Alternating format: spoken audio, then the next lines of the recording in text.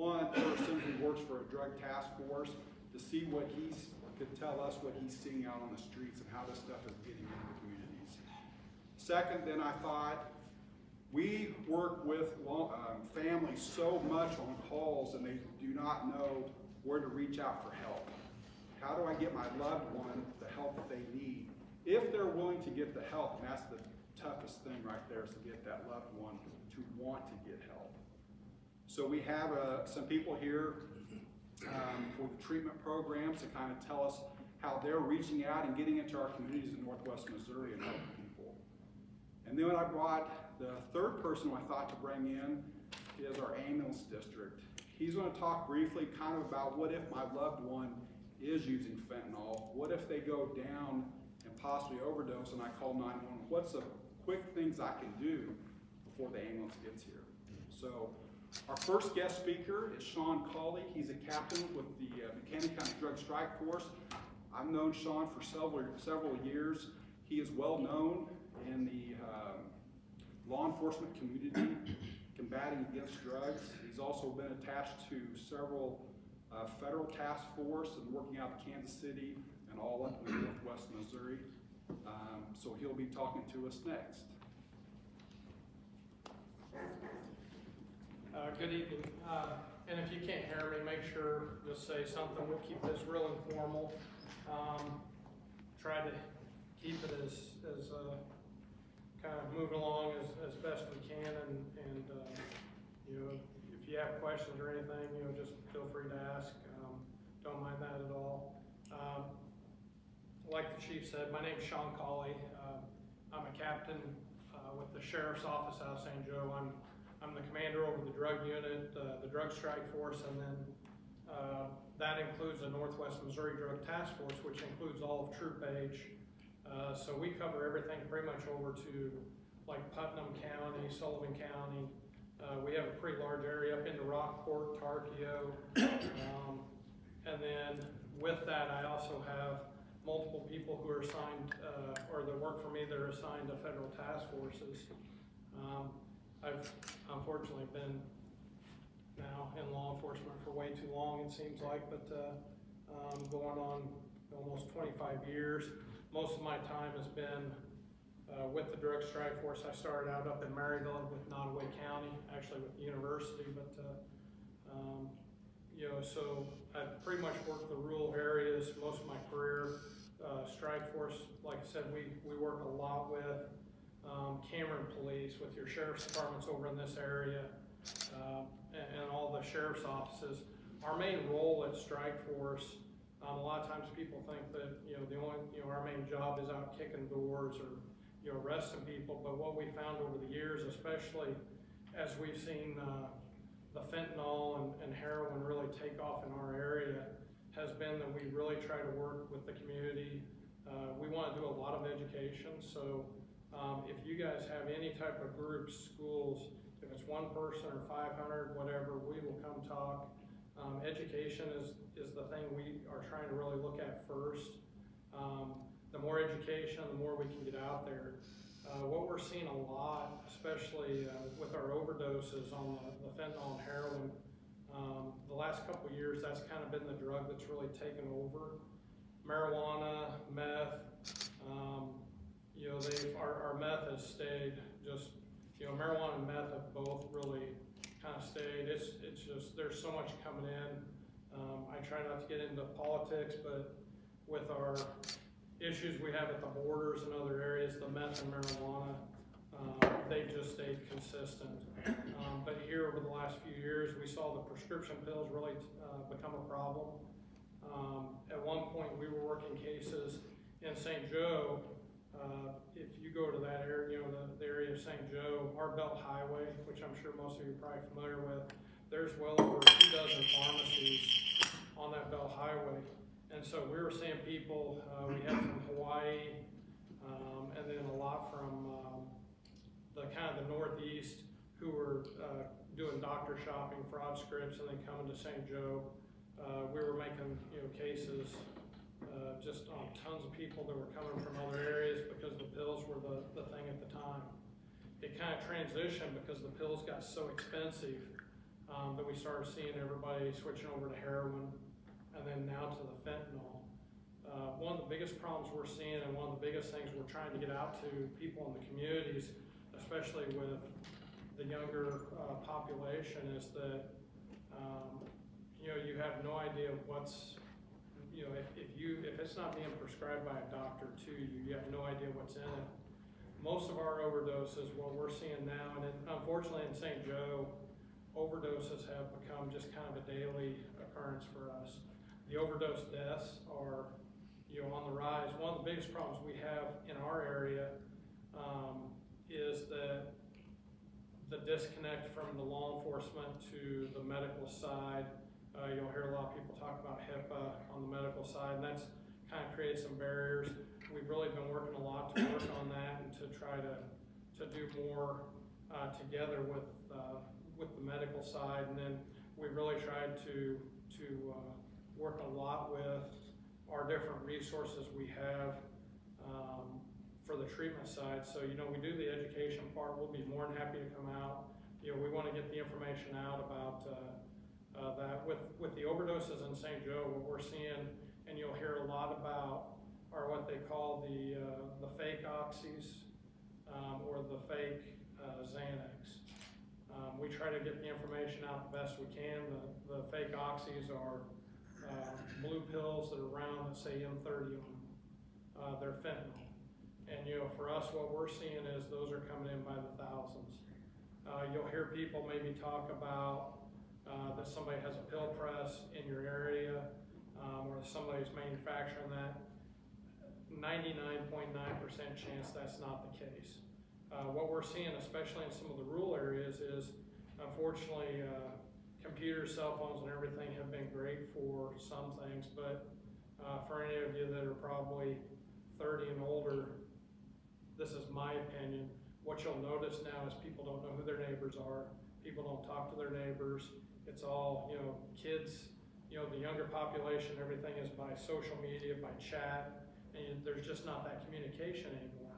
Well, at the same time, what we're seeing is, and one of our very first overdoses a few years back that was up towards the Tarkio Rockport area was a young man who had bought carfentanil from Eastern Europe, he may have been China, Eastern Europe and China, where I was talking about, you'll hear about pill presses. Most of our drugs on this, the fentanyl and heroin, are coming out of Eastern Europe and China. The sad thing is it's so easy to get, by the internet. We're literally seeing people from Kansas City, St. Joe, traveling to LA, to New York, to Chicago, and just picking them up by the thousands. Now, of course, for us, that's really who at the Drug Strike Force, that's who we're targeting. Our job, we're not trying to go out and try to target addicts or the users to lock them up. To us, that's who we're trying to get the education, the treatment. There are some times where we've locked some people up, briefly to get them to where they need to be, but our main goal and who we're really trying to go after are the people that are bringing everything into our communities, into your community. And, if we can get that out to everybody. But what we're really seeing with the overdoses in the rural areas, a lot of times you're looking at kids, your family members, your kids who maybe have drank a beer, maybe some maybe have smoked marijuana, but for the most part, they're pretty well secluded from a lot of the drug issue or some of that until now we have these pills and stuff that are showing up. What we've seen in St. Joe is that, for our hardcore or everyday drug addicts, and medical or ambulance, some of the ambulance medical side, maybe I'll tell you a little bit more, but it's almost like we kind of talk about like the people who, if you have an injury and you're taking some type of pain medication, whether it's a Tylenol or actual, prescribed pain medication, over time that kind of does less for you and does less for you until people start taking more or extra. Well, what we're seeing on the drug side is that people are using one type of drug and eventually it's not doing anything for them. They're building up that tolerance. We yeah, when they start getting into the fentanyl and some other drugs, they're able to use a little bit more. Well, now we're having it introduced at high school parties or other stuff, and just one pill, we're seeing where it's killing the kids or young adults almost instantly. And so, we really, if we can stress and get out to, especially the kids, we're seeing different drugs, whether it's marijuana, meth, that's now being laced with fentanyl. Everybody's looking for that fentanyl because it's a higher or a stronger high, it's a quicker high, a longer high, and that's, what we're seeing killing people. Over the last few years, and we've worked a lot of cases with the Chief's Department, over in St. Joe, we've had people from Cameron area who, on the meth side, have been in St. Joe and they've been involved in homicides. We had one young lady who, she's in federal prison now. I don't know her real name, Cauley is what they call her, because she was in California but had lived over here. And they were over in St. Joe, where some St. Joe residents decided they were going to rob them. That turned into a shooting, and the St. Joe residents were shot and killed. With most of our drugs, we are starting to see more and more gun violence. And again, I try not to get into personal opinions or political stuff, but even for us on the marijuana side, where it's been legalized for certain things, we're still seeing a lot of cartel involvement up into our area because they're losing business. The legalization of the marijuana now is in competition with cartel out of Mexico, and so we have them moving up into our area where they're wanting that business. It's a huge moneymaker. We were working cases a couple years ago down in Overland Park where we were having a lot of kids who wanted to Snapchat the different amounts of marijuana they had and then start showing the cash. Well, what we found were different gangs were watching that or seeing that, because Snapchat, if you have it open, anybody can see it. Well, then they're going and doing basically home invasions for the marijuana and for the money, because again, the money that's there. When you start looking at the fentanyl and the heroin, again, most of that is coming from some type of organized crime, whether it's the Eastern Asia, the China, but a lot of it still comes out of Mexico into our area, and we start seeing that huge influx of those drugs.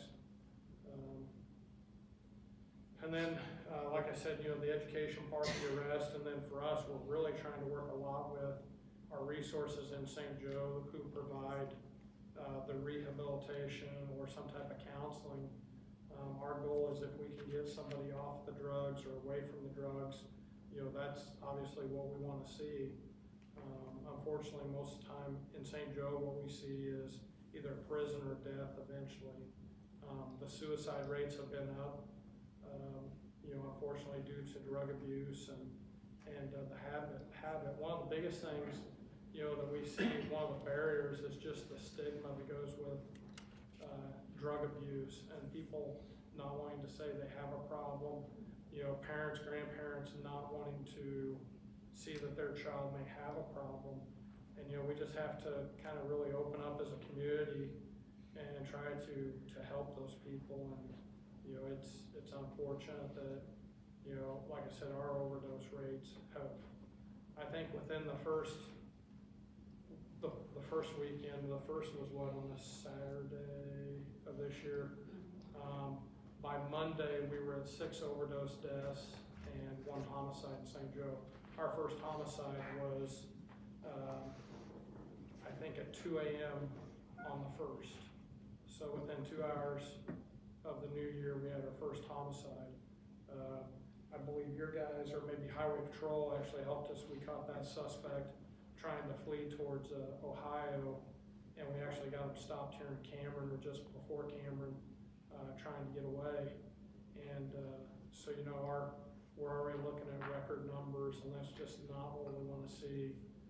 So again, and I'll kind of get through some of that, and the meth, the pills, or the fake pills are really stuff to be stressing with the kids, with the community. Is the fake Xanax, the fake Oxys, they're literally killing people left and right. And for us, one of the problems we have, and if you start hearing about over here, is what they refer to as Narcan parties. There are a lot of our younger people, but basically, you know, we're seeing people get together, whether they have the heroin, the fentanyl, basically putting money on the table, and it's, hey, let's see who can take the most before you die, and then we'll bring you back with the Narcan. Oh, wow. You know, in St. Joe, I know that at one point we had some different facilities that were passing out, I want to say almost several hundred doses in a weekend at like our different motels, Motel 6 in St. Joe. You know, they were trying to do that, but you know, unfortunately, it's to the point now where, and you know, we support. You know, if you think somebody in your family has a drug problem, is getting the Narcan, and they'll talk more about that. But the Narcan is what's going to be a lifesaver. Unfortunately, for some of us over there, like I said, what we're seeing the Narcan parties where it's, hey, let's see how much we can do before we die, then you bring me back. Right now, I think our record for one person in a day is 5, where we literally in one day had this person 5 times where either fire, ambulance, or EMS, police had to actually use Narcan to bring them back. Unfortunately, that person just recently passed from a drug overdose just because it got to the point where, you know, he kind of burned so many bridges with everybody that then he was by himself and there was nobody to administer the Narcan. You know, we tried to get him into the treatment facility, and you know, the bad thing or the sad thing was that, you know, unless somebody wants treatment, you know, you can't force it onto somebody. You can only do as much as you can. And I think most of us, you know, have known somebody that's an addict, whether it's, you know, alcohol or a drug. And even for us, what we saw in the beginning with the pills was we started seeing a lot of professionals. You know, it was, we had a former trooper who had been drugged by a vehicle and had been injured real bad and started out on the pain pills and then just got addicted to them. Doctors, nurses, you know, attorneys, judges, and you know, the pain medications really kind of kicked a lot of this off, and you know, we started seeing the over prescribing, and from there we really tried to work a lot with some of the local places. Our hospital, Mosaic in St. Joe, originally what we were seeing was people would go in with, on a weekend with no problem whatsoever, but they would complain of a toothache, back pain, and of course the hospital, trying to accommodate, would give them a 30-day supply of pain medication. Well, then of course we're seeing the overdoses or people selling it. And so if you go to St. Joe now, on a weekend, what they'll do is they'll give you just barely enough to get you by until Monday to see your own doctor. You know, so everybody's kind of pulling together. It's just still some of those barriers or obstacles. Again, get a hold of us. You can go through to the chief. You can call me. We will come. And if you kind of let me know, and that was, we've done a few of these town halls, and you know, it's kind of one of those, what type of population or what type of the community is going to show up, what are you going to want to see? Well, from here, if you're wanting something, we can kind of narrow down, and we can actually bring PowerPoints, pictures. We can curtail it. I mean, like I said, if it's one person you want us to talk to or 500, we'll do it. You know, old enough to be able to understand what's going on. You know, we generally start about 3rd, 4th, 5th grade, talking with kids, all the way up through high school, college, and on. We'll talk to anybody. So I'll let the next person come up, and we'll stick around. And is there any questions about anything specific, maybe before on the drug side? Yes, got one real quick. Can you talk about the kids that are buying the fake Xanax and stuff like that? Are they buying it with the understanding that it's fake, or are they serious, like genuinely wanting Xanax, and then we find out the hard way it was laced with something, or that it was not Xanax at all? With the younger, especially the younger, maybe kids that have not been exposed to the drugs, they think they're taking something their friend gave them. They don't understand the fentanyl side of it. Most of the time it's just 1 or 2 pills that they've gotten. It could be, hey, you know, a sports injury or something, or a party, and hey, this will make you feel good. The younger kids, it's been all, what we've seen is having no clue about what they're taking. For our, you know, and I don't mean disrespect or anything like that, but when we start talking like our drug addicts, our everyday users, what we're seeing is they're seeking out the fentanyl pills because what they've been taking has done them no good. They're just not getting the high, and they know that has a chance of killing them, and that's why they have the Narcan or, you know, the other means there. So yeah, it's with our kids, it's not intentional as far as what we've seen. Any other questions for now, or like I said, we can come back in a few minutes, and if there's something else, and I'll let the next one start. Thank you, sir. I want to introduce two gentlemen here tonight. In the back is Detective Sergeant Dan Miller and Detective Steve Smith. Detective Bryson Janovic couldn't make it tonight, but these are the detectives with the Cameron Police Department. So as they're working cases, whether it's a burglary, assaults, child cases, abuse cases, when they're getting caught up on things,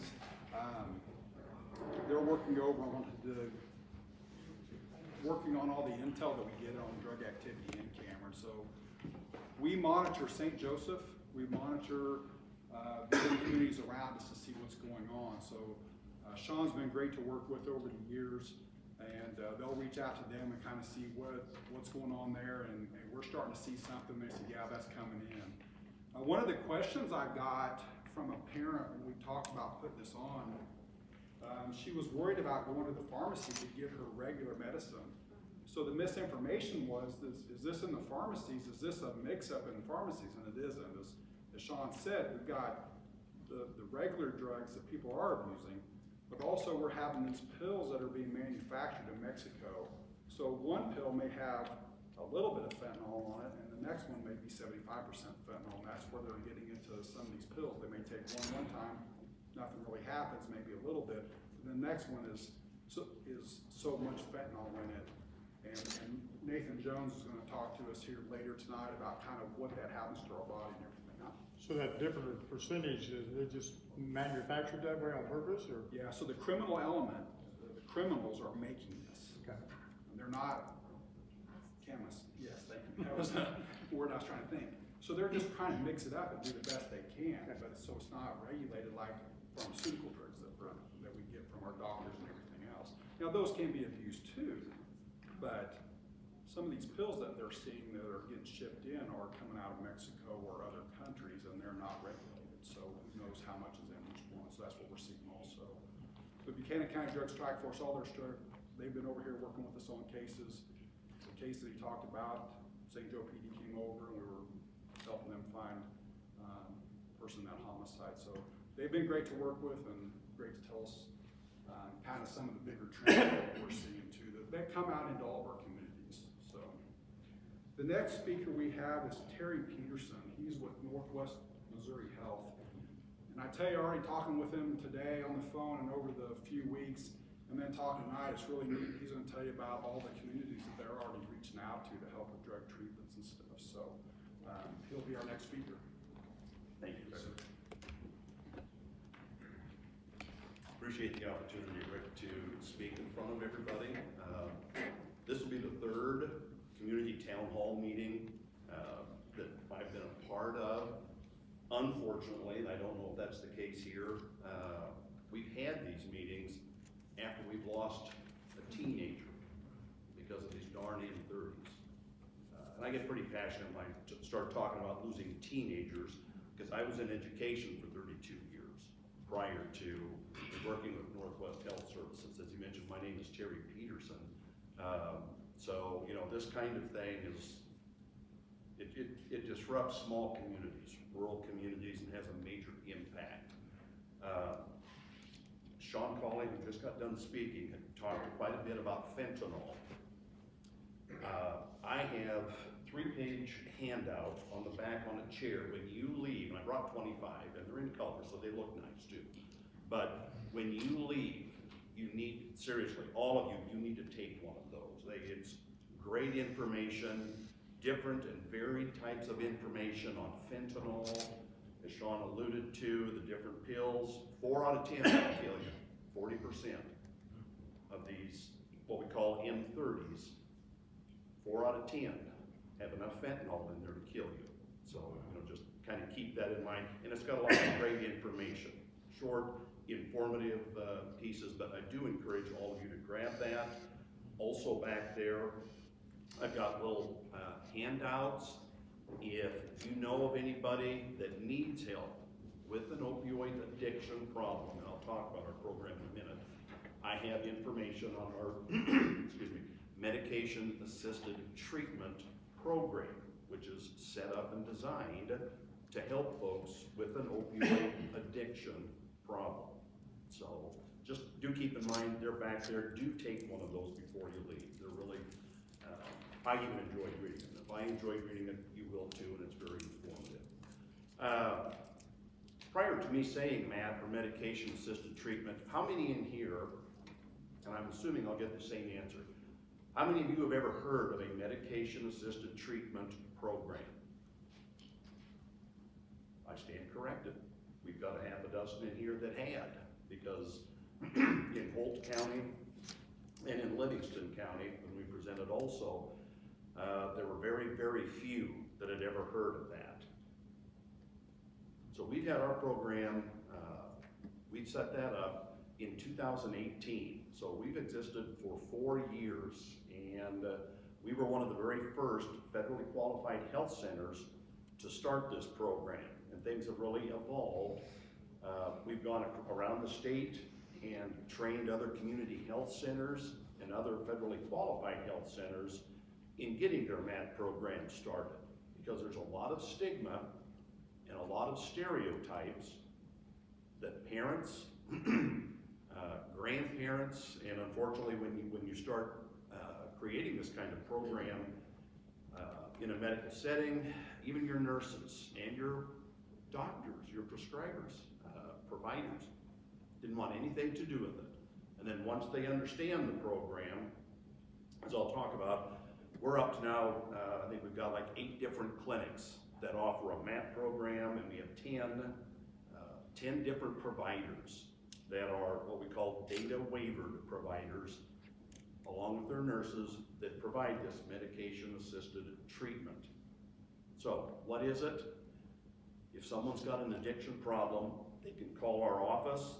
The number is on our form back there, and one of our nurses will have a brief conversation with them, set up an appointment. We can get that person in. We've got a set of screening questions that we will ask, and do keep in mind, in this kind of program, you cannot be judgmental. They're coming for help. We are not judgmental. We are not. We say things with our program that most folks in the general public would probably frown on. But you got to develop, to have an effective program. 1, you can't judge. 2, you have to establish, a confidential, trust-based type of relationship. So they'll come in. We will do some screenings. We'll then set up an appointment for them. We'll find out what they're using. And to Sean Cauley's, some of the facts that he was talking about, we currently have 275 addiction patients that we treat in our medication-assisted treatment program in St. Joe. These are not 275 patients, these are not 275 people who live in St. Joe. These are 275 people that live in rural communities in St. Joe. We have a number from Campbell. We have a number from Chillicothe. We have a number from Trenton. We have a number from Atchison and Holt counties, from Maryville. So again, like I said, we have just over 275 people that are receiving treatment in our program. Now, of these, 50% are in our program because they are addicted to prescribed painkillers. So it's about half. Approximately 30% have gone from that, and they're in because of their heroin addiction. Now, the other 20 is what just floors me. When I talked to my manager about this prior to coming over, and it kind of reiterates what Sean said, 20%, and this is our harder core addicts, these are the folks that are specifically looking for these M30s, these fentanyl-pressed painkillers. And that's why they're in there. So about 50% prescription painkillers, 30% heroin issue, 20% with these M30s, these pressed fentanyl-laced painkillers. So we will bring the patient in when we set the appointment up, and by the way, we get this all done within 24 hours. If it's severe, we've developed to the point a program where we can get them in and get them treated. But they will come in, and we primarily use Suboxone. Now, Suboxone it's a sublingual little strip. Sublingual means it goes right under your tongue and will vary from 4 milligrams up to, we've got a couple that are 32. The average dose is about 16 milligrams. So what does that do? In your brain, you've got receptors. All right, well, these receptors in your brain like this, when you're using opioids, the opioid ends up here, and this is what gets you that high. Your receptors have to have that. What Suboxone does,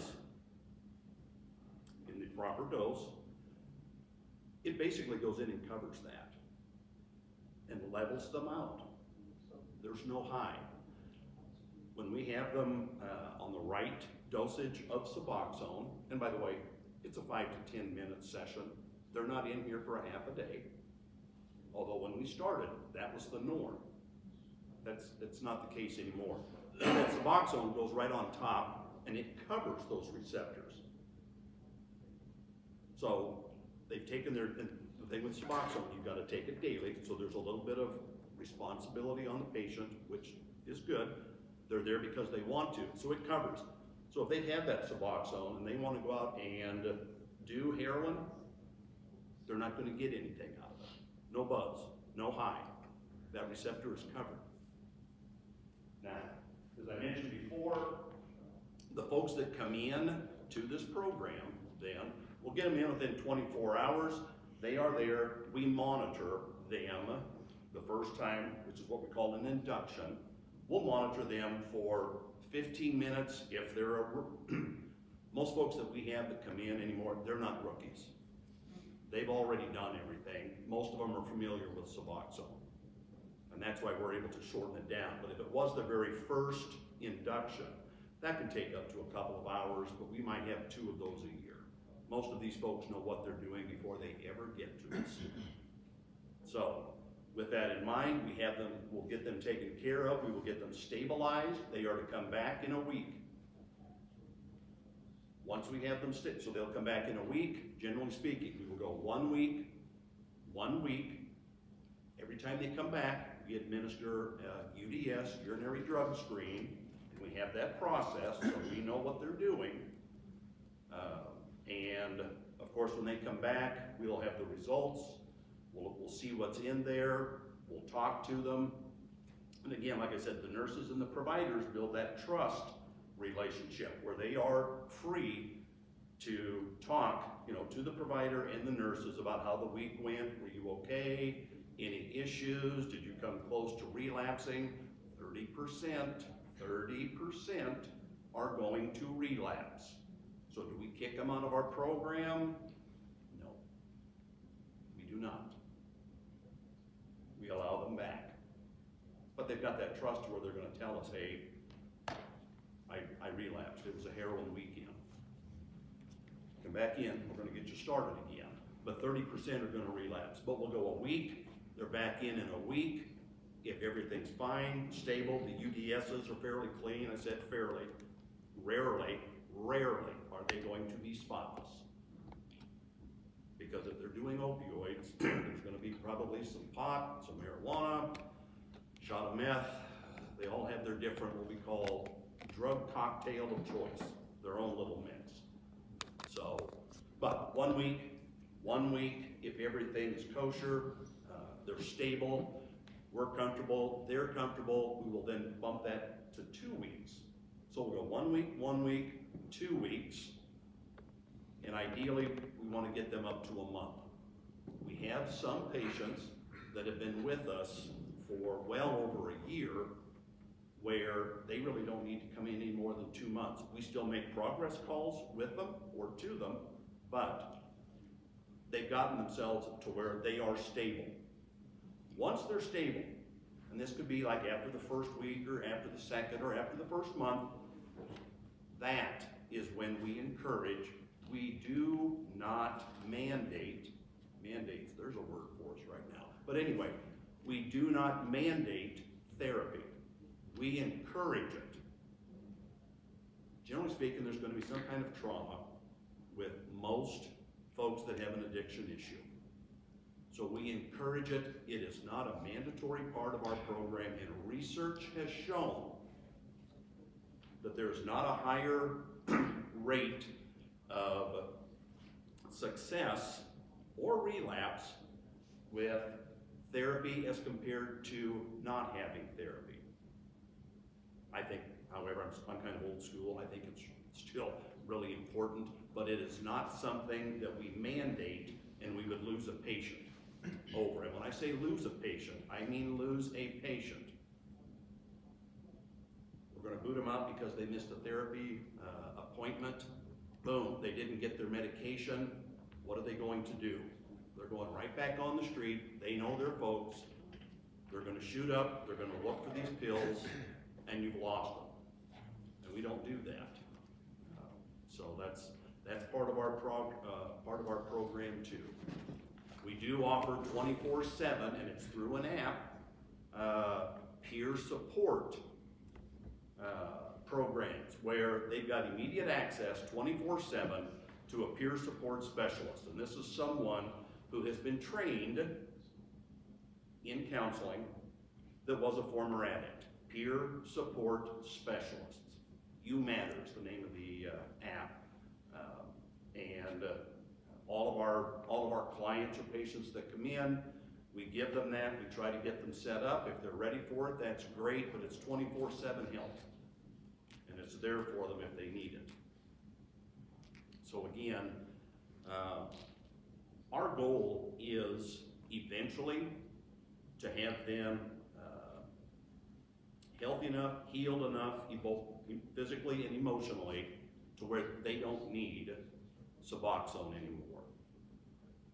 But there's nothing in our patient contract that says you have to be done with Suboxone within a certain period of time, and that's when our program ends.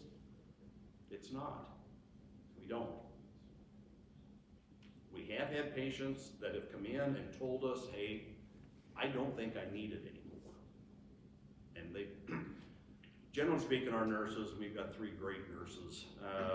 They've got 4 years of experience, so they know. But when that happens, they're going to have a frank conversation with them and say, you call us back in a day or a couple of days and you let us know. Generally speaking, they're going to need a little bit more help and a little bit more time. But again, that is the goal, but it's certainly not a mandated piece. The stigma thing is what people have got to get over. Addiction is no different than someone that's got diabetes. Are you going to take insulin away from a diabetic patient? No. We're not going to take this medication away from someone that's got an opioid addiction problem. So, in essence, that's the basis of our program. They are still responsible. The nurses have frank conversations. They're not always nice, by the way. My office is right back there with the patient rooms with our MAT patients. So I see them every day. I talk to them every day. I talk to the nurses every day. And like I said, sometimes there's some frank conversations that have to be had. It's not all just hugs and kisses. There's some frank conversations as well.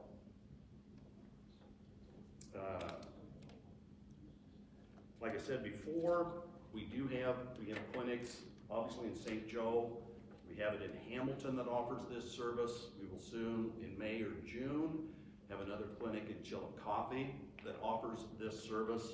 We have it in Mound City. We have providers in King City and in Savannah that are all data waiver providers. Once they have also established with our provider, we can also do telehealth services. So we have that. We've got a really fancy mobile unit. I call it the Happy Bus, but we've got a brand new mobile unit that'll be here. It's supposed to be here in May. But again, with supply chain workers and shortages, what have you, we were supposed to have it last September. So we're supposed to have it in May, and that will be able to go out into rural areas and help those that have transportation issues and can't make it, like to St. Joe or one of our other towns. So we're going to have that service as well. Does anybody have any questions before I move on to just briefly touch on Narcan? I talked about the trends, you know, what we're seeing with our patients and what they're wanting. Does anyone have any questions about this program? It scared the living dickens out of all of our medical staff when we said we were going to start this program. Anyway, yes, ma'am. Who pays for this? Okay, we have a first of all, we have 340B pharmacies in almost all of our clinics, and those in the communities that we don't have our own pharmacy.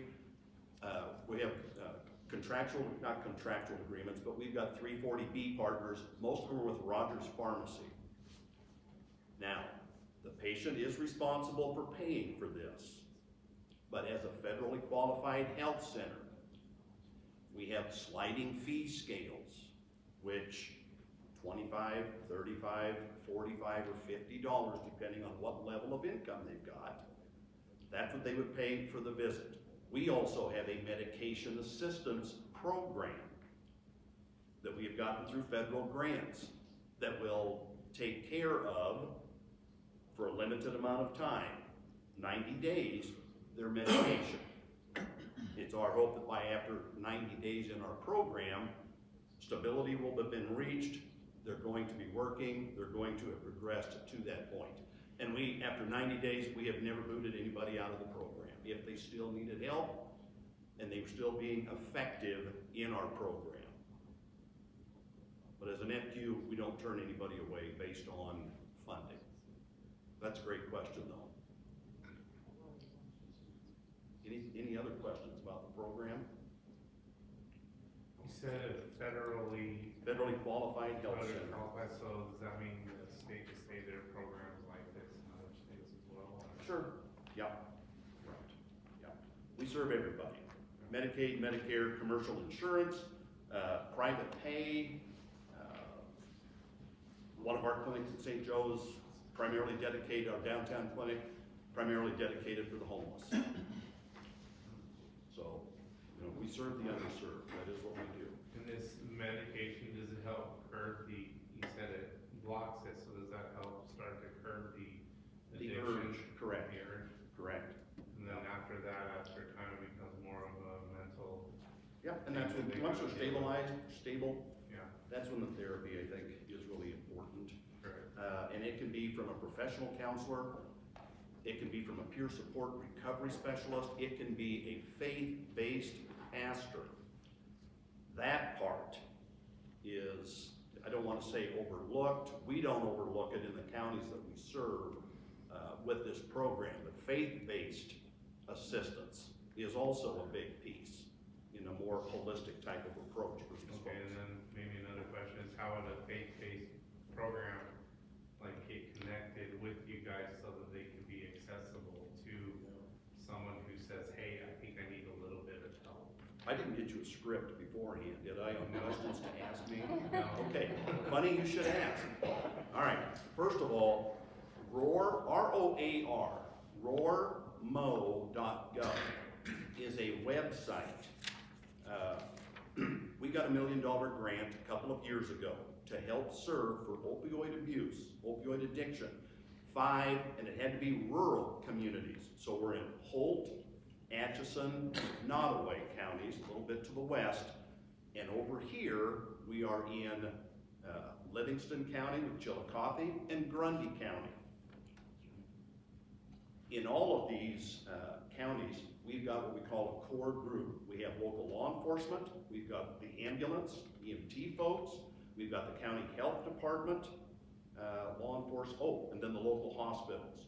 We also have a large number of other groups that aren't what we call a core group or core partner, but are also part of it. And in all of our meetings that we've had, and we have quarterly meetings, as well as monthly meetings and town hall meetings, the head of the Ministerial Alliance, they are part of this. So they're aware of this program. But this roarmo.gov, if you get on there, it will show you all of the, or most, it's as comprehensive as we can get. R-O-A-R, roarmo.gov, but it's got those 5 counties, and it's got a boatload of resources, medical, behavioral, anything that we have gotten from our partners within those local communities, we've gotten their information there. Did you get it on the roarmo? You said roar like R-O-A-R, roarmo.gov. Did it pop up? Yeah. Okay, it's easy enough for me to do, and I'm kind of old, so I'm not really good with tech stuff.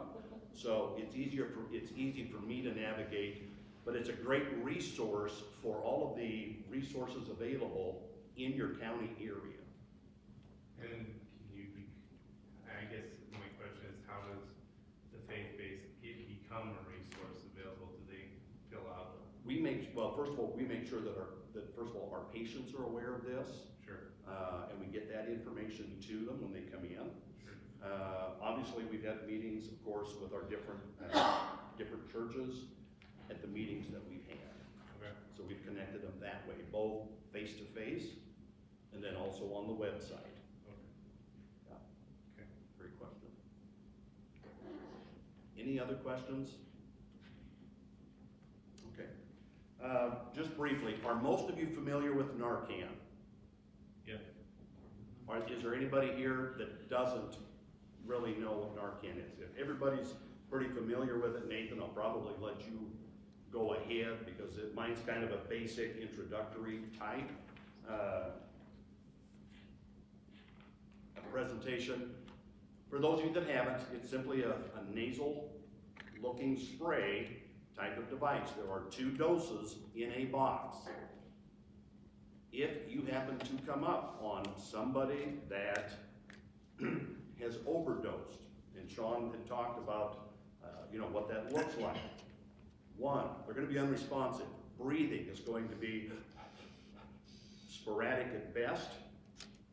Eyes, pupils are going to be a pin. Fingernails, lips are turning blue. Overdose, folks that die from an overdose on opioids, they suffer respiratory arrest. They're not breathing.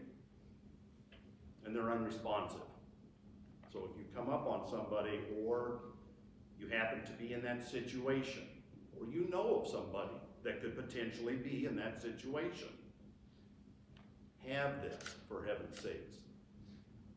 When we did, over the last year, I've done with my manager, a lot of Narcan training in schools. And again, I know most area, a little bit farther west, most area administrators, they all said, Terry, why would we do that? There's a liability there, surely. Well, Tom Mickus, who does policy and procedures, of course, for schools, I know you're familiar with Mr. Mickus and Dwayne Martin and crew. I haven't been out of education that long to have forgotten that. No, their policy simply states that they certainly can. The thing about Narcan to remember is, you can never hurt anybody with Narcan. And my response to these administrators and teachers is, well, could we be liable if we used it? No, the only way you could be liable for anything is not having this available in your school. You cannot hurt anybody by using Narcan. You cannot hurt them. The only thing you can do is potentially save a life. Do keep in mind, when you open this up and you get ready to administer the spray, do not prime it. Meaning, I'm going to spray it once and get it ready to go. Nope, you do that, you've just lost your dose. Don't do that. So just keep that in mind. And as Sean pointed out, there are some where one dose is not going to do it. After calling 911 to help that out. So Nathan Jones is up next. Well, like Chief Asher said, my name is Nathan Jones. I'm the administrator of Cameron Ambulance District. I've been working here in this community. I've lived here, about 25 years, I guess, and I've been working for the ambulance service for about 20 years now. Prior to that, I worked with the Cameron Fire Department for a while, kind of got my feet wet. It's a great environment, like Rick was saying. We really do have a great set of emergency services here. This community is very fortunate to have the folks that we have looking out over us. I mean, there's the detectives here in the back, Chief O'Donnell at the fire department, myself, all my guys, all the folks. I would like to express my appreciation to Rick for giving me the opportunity to come and talk to you all tonight, and I would like to express my appreciation to all of you folks for taking time out of your busy schedules to come down here and to participate in this meeting and to talk about these things, because this is our reality. This is going on in the world that we live in, and this is what we're dealing with as parents, as grandparents, as spouses, siblings of people that have problems. I mean, we all have our issues, but addiction is a very real one, and it manifests itself in a very ugly fashion. So we received a lot of information tonight. We've talked about some of the programs that are available, some of the medications that are available for folks that are in this. I would like to just pick up where he left off talking about the medications, the Narcan. That is an important medication. It is very useful in these type of situations. It works very similar to the Suboxone medication, where it kind of blocks those receptors and it takes away the high from these folks. So you can have people that are in the depths of a very deep high, or they've got these medications that are causing some real distress for them, and this will take that feeling away very rapidly. Now it's kind of short-lived. It doesn't take it away permanently, but it covers up that receptor for a while and kind of kicks the fentanyl off of that receptor, or the other medication that's on that receptor, causing the respiratory distress and the other issues. So what I'm going to talk to you about tonight is, what do we do right now? Like, I walk into the room, here's somebody I love, here's somebody I don't love, here's somebody that's laying on the floor dying. What do I do? So that's what I want to talk to you about. So there's a couple things we can do. I don't have any Narcan. What am I going to do? Okay. Narcan is a great tool, but remember, it's a tool. And dealing with somebody that's in a medical emergency, or has a compromised airway, or who is unresponsive, or an issue like that, there's a couple things we can do for them. One, we need to call 911 right away. We need to get that help on the way, so that you're not there doing this work all by yourself, because taking care of somebody who's dying is a very stressful job. And if you're not trained in it and you're not skilled in it, you're going to do the best you can till help arrives. So get that help on the way first. Second of all, I want to touch on why these folks are laying here unresponsive. So we know that this medication, it has different effects. We talked about the different kind of pills, the different quantities of medications that could be in these pills, especially these counterfeit ones. Some have a little bit, some have a lot. So what a lot of these medications do is, like we were talking about earlier, is that they cause a respiratory depression. They're going to cause you to get really tired, to get really groggy. They're going to cause you just to kind of sit down and get so relaxed that you start to pass out, that you start to go unconscious, and then your body is so relaxed that your natural drive, your natural respiratory drive that keeps your body breathing all the time when you're not consciously paying attention to it, that starts to get depressed enough where you'll stop breathing, and you stop taking breaths. Your body just goes into distress, like he was talking. You start getting the blue lips, the blue fingers, you get that what's called cyanosis, and that's just basically where there's not an adequate amount of oxygen. Your body is burning up more oxygen than it is taking in through the respiratory drive. Another thing that happens with these folks is they'll lay down and get so relaxed that they can vomit, or they can choke just on their saliva or their spit. And when a patient or a victim, let's call them our victim, is laying flat on their back and they vomit and they're unconscious, they're done. That most of the time is the reason why we see people that die from overdoses, is they lay back and they vomit, or they choke on their own secretions, the saliva, the spit that's in their throat. And they don't have the ability to wake up, cough it up, clear it up, and then they just suffocate. So it's like getting a pillow put over them. They just slowly suffocate there. So then someone walks in an hour or two later and it's too late. But a lot of times when this is going on, if the kids are partying or something's going on, they're taking this and someone's starting to fade out, I can keep a patient alive who has lost their ability to breathe by doing something very simple, and that's called a rescue breath. And that's, if any of you are familiar with what cardiopulmonary resuscitation is, or CPR, you have two components of CPR. One is compressing the chest if the heart stops pumping, and the other one is tilting the airway open and plugging their nose and putting your mouth over their mouth and giving what's called rescue breaths. So if we have patients that are overdosed or they are unconscious and they have no control of their airway, we can simply pinch their nose, tilt their head back, and administer rescue breaths. So that is the lifesaver right there that anybody can do to somebody that is unconscious. Now, there's some questions that go along with that. If we have Narcan, we have the ability to administer that, put some squirts of that up their nose. That's going to take a minute for it to kick in and start kicking that fentanyl or that other bad medication off that receptor, and then it's going to help them to start waking up and to start being at least with it enough where the respiratory drive will kick in. But like I said, if that's not possible, if you don't have access to that right now, tilting that airway and giving them rescue breaths until help arrives is going to be the one thing that you can do right now to save that person's life if they're not breathing. Now, you might come into some situations that are kind of unpleasant. You know, if I'm laying here and I'm overdosed and I'm vomiting and I have a mouthful of vomit, you want to come and deal with that. So, I mean, I'm just going to leave it at that for something that you can think about. But there's a way around that as well. And we call it putting somebody in a left lateral recumbent position, where you're going to basically take the patient that's laying on their back and you're going to tilt them on their left side, and you're going to get that airway kind of tilted downhill and opened up to let that stuff out of there. You can assist it by, you know, putting your hands in there and scooping it out if you have, you know, a towel, rag, something like that. But those are some of the things that you're going to deal with. That's another reason why I say call 911 immediately, get help on the way. You know, we work with the local law enforcement, with the fire department.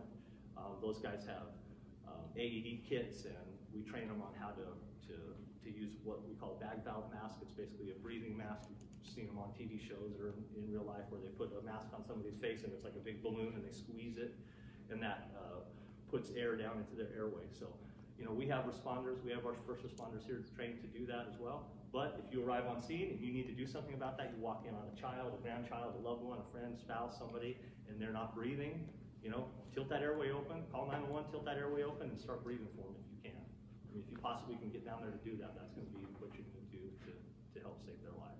So, pretty scary stuff. Those kind of situations are not situations we run into every day. So I want to tell you that when you deal with that kind of situation, it's going to mess with you a little bit. It's going to be something that you're going to struggle with. So I would like to throw this out there as well to tell you that there is a lot of resources for you when you are in a stressful situation like that or after the fact. There's a lot of folks in this room, the emergency services people, the people who work in the hospitals, the physicians and whatnot. We've seen a lot of this stuff. We've dealt with a lot of this stuff. And I will say, and I'm going to speak for everybody, I'm going to speak very freely, I'm going to say that we're all here for you. We're here to talk to you and to help you get through this, because this is going to be something that you might struggle with. This is going to be something that you're going to have questions about. You're going to question yourself. Did I do everything that I could do? What else could I have done? Because those are the questions we ask ourselves when we have to deal with a bad situation and it's not something we're familiar with. And after the fact, we sit there and we run it over in our mind a million times for the next several weeks and we think about all the things we could have done. Remember, you have a support system out there. Come talk to me. You know, come talk to Chief Basher. You know, talk to any of the law enforcement folks. Talk to your preachers. You know, they're great. We talked about clergy and we talked about that support system that's there. Talk to these folks. I mean, we don't have all the answers, but I know somebody that's got the answer for you. And if I don't know the answer, I don't know who that person is, I've got a colleague that he's got a wealth of information and knowledge and a network that I can access. And I think any of you would say that that's true dealing with the organizations that you work with. Yes, sir. Yeah, does your department, do you like go to a local church and do some training on this, or? I was going to talk about that here in a minute. Yeah, yes and no, we do, and I'll touch on that. So, with the Cameron Ambulance here in town, we offer CPR classes twice a month.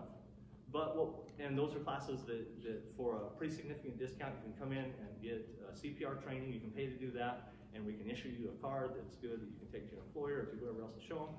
So we have that option. Another option that we do a lot of times is we have Boy Scout and Girl Scout groups or youth groups from church that will call us up and say, hey, can you guys do a presentation for us? You know, we want to learn about CPR. We want to learn about bleeding control. We want to learn about addiction or opening an airway.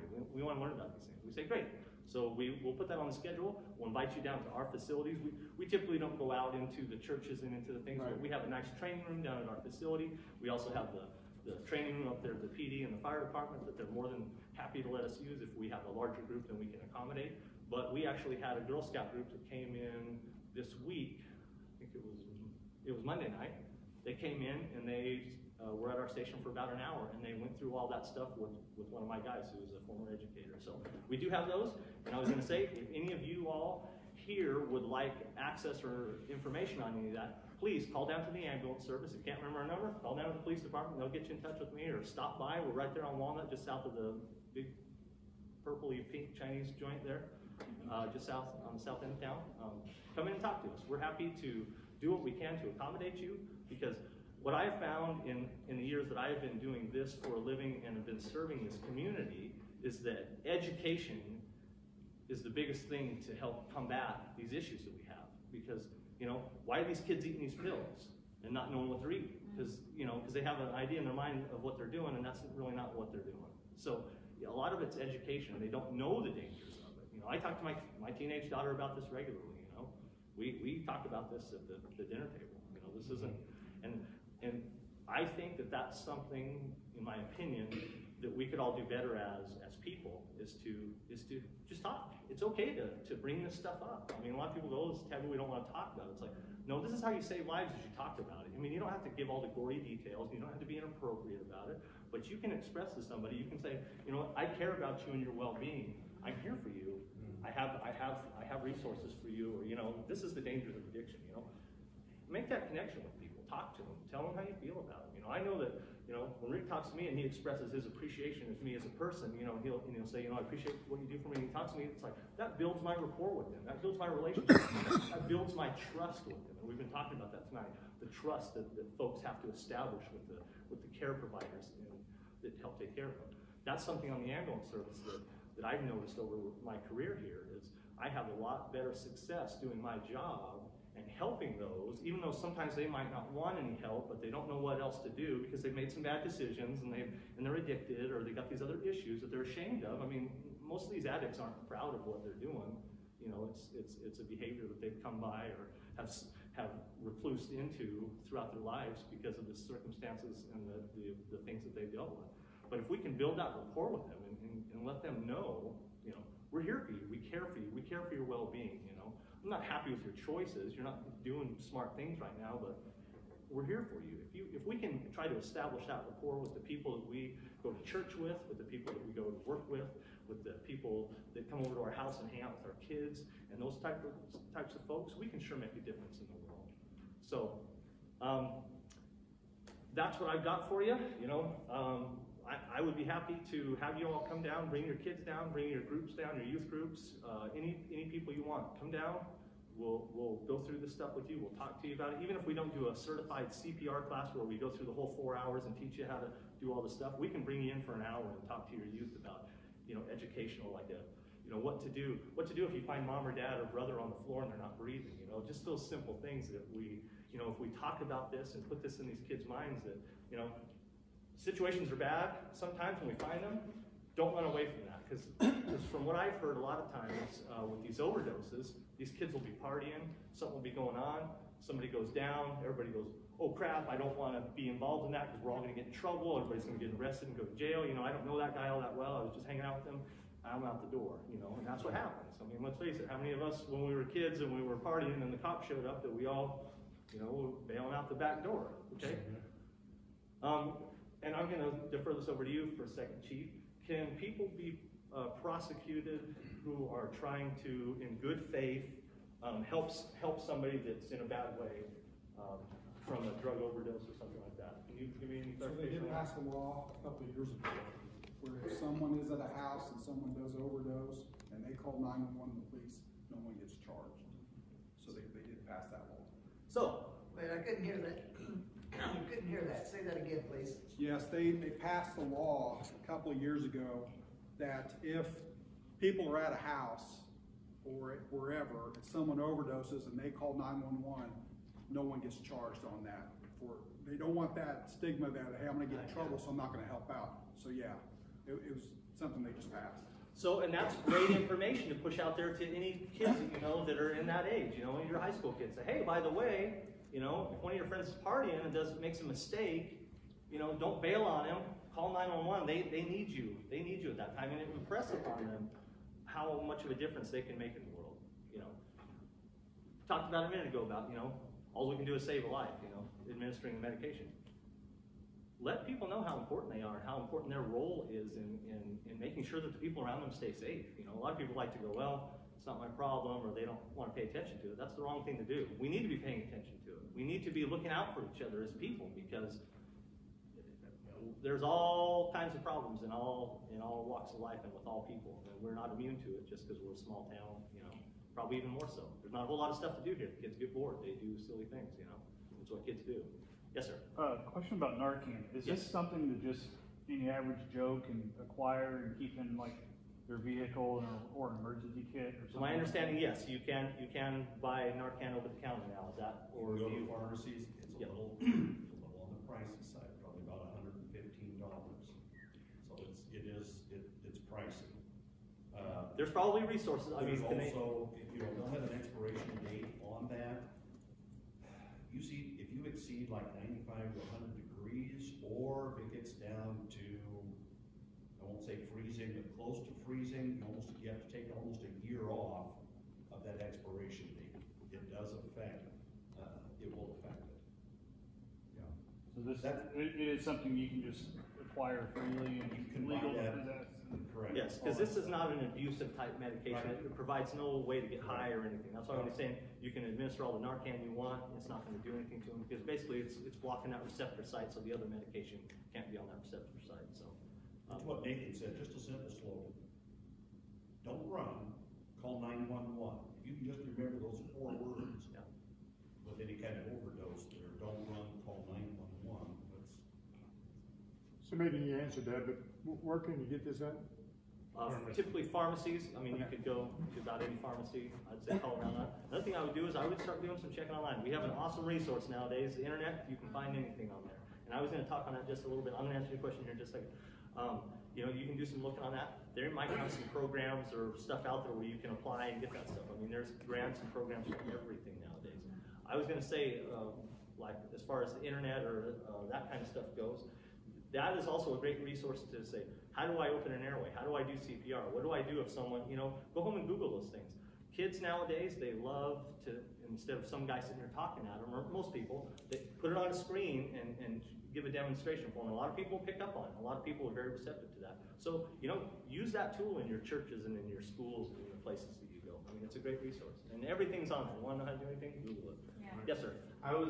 And you pretty much touched on it just then. Like, I was just gonna ask, like, is there programs out there that would donate it to different groups? Like, I don't know of any specifically, but because you know, we've had in the state that I was previously living in, we had a guy come in and give us like 6 cases of Narcan. and I'm sure there's more out there. We were out in the hall talking Just before this. because, yeah. Before this class went on, and when you know, 3 or 4 years ago, these programs weren't out there, but now they're out there now. So I mean, the stuff's changing every day. Availability on stuff is changing every day. They're starting to recognize how important this is, what an important tool this is in order to save lives. So I mean, you know, there's benefactors out there that want to help and do that. So you're just getting plugged in. And there are, I know like over in St. Joe, the pharmacies, you do not have to have a prescription. You can go in and buy it. It is pricey. It's almost like anything else where once pharmaceuticals start realizing the price goes up. But we have, I know in St. Joe, some of our different centers will actually, you'll see them at the Speedy stores or set up in different places actually just passing Narcan out. And so there are things out there for you. You just kind of have to research it and find it. And, you know, you want to definitely stay towards the nasal one. I know for us, we saw some different groups. We started, well, actually arresting people who had more of a, some type of a kit, and it was actually injectable. And we, you know, you want to stay more with the nasal spray, but it's definitely out there. Okay. Do we have any other questions? Yes. You gave us some good tips on what to do if we come upon somebody who is not breathing with those rescue breaths. What about if they're unconscious and they're breathing, but it's getting close? Like, are the rescue breaths the best thing to do in that situation, or are there You can try getting them laid on their left side, because what that's going to do, when you lay someone on their left side, it's going to allow that airway to stay clear. Now, if their level of consciousness is so low that they're so depressed, hey, it's okay to get someone to be like, hey, wake up, and do something to stimulate them. I mean, pinching someone's fingernails or, you know, touching them, you know, like that, you know, that will sometimes jar them awake enough to go, hey, I need you to wake up and breathe for me. And, you know, you don't want to be, you know, giving them a shake, but there's nothing wrong with stimulating that person or you know, trying to get them to wake up. You know, a lot of times, I mean, you know, you're on the verge of you know, these people are high or whatever, and they're fading out. I mean, wake them right up. They're just falling asleep.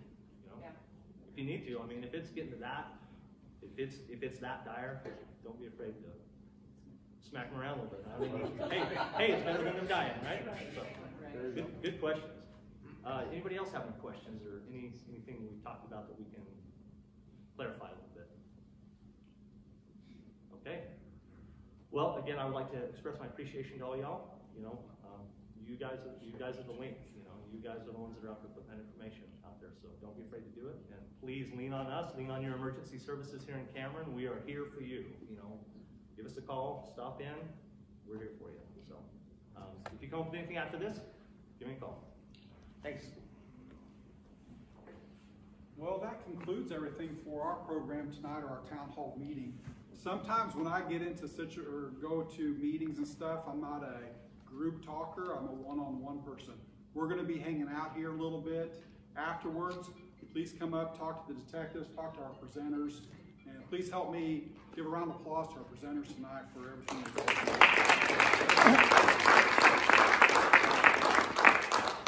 We'll be hanging out here if anyone wants to come up and grab one of us and pull us off to the side and have a talk. Does anybody have anything they want to talk about or bring up or anything? All right. Again, thank you all very much. I'd like to mention that we're here tonight, several of us with Kingdom Builders Church. For those who aren't aware, we just started back about 6 weeks ago. Something we can intend to continue as a 12-step faith-based program right here at 311 North Main. So if you know anyone that wants to get involved in a faith-based 12-step program, we'd love to see them, love to have them, love to help them any way we can. I think that was their question. They called me whenever they saw this. We put it on Facebook. They want to know how to get in contact so that you guys or other places would know that they exist here in town in case someone didn't have the funds to get something that they could contact them. So I think that was absolutely kind of their question. Hard. If you will just email me or in some way get that to me, we can add that first of all on on that website as another resource. And make sure that you know, everybody that in our clinics that they're aware of that, and we have it posted there too. Absolutely. I'll get with you. Thank you. Anybody else have any questions or anything? All right. Thank you all very much.